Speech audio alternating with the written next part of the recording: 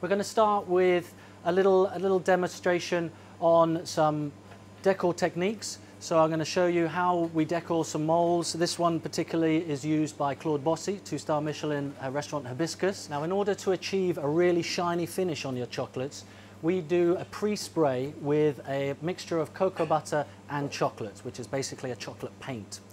What we're going to do first is we need to temper our paints. What I have here is a yellow paint. So I have cocoa butter, yellow food coloring, and white chocolate.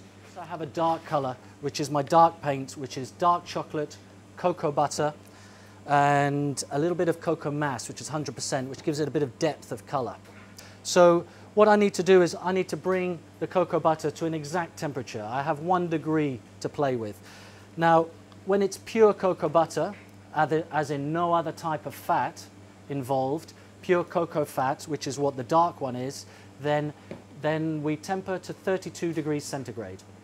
We've got 31 to 32. We can play within that temperature.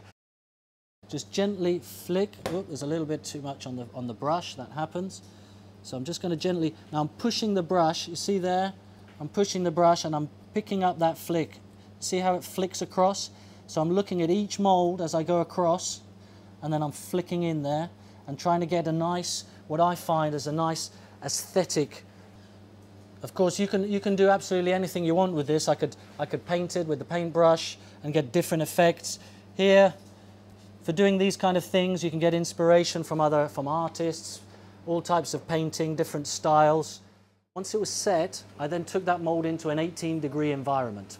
That completes the crystallization.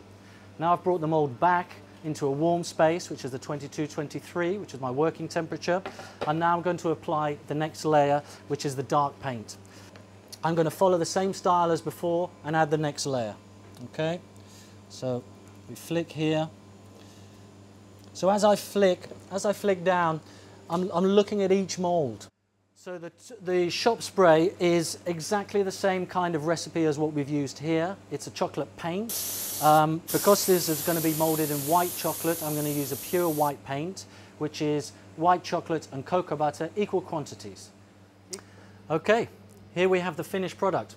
Quite a long and laborious process, which is why a lot of people can't do it in their kitchen, because it's that control of temperatures. Again, the room temperature, the mold temperature, and the chocolate temperature.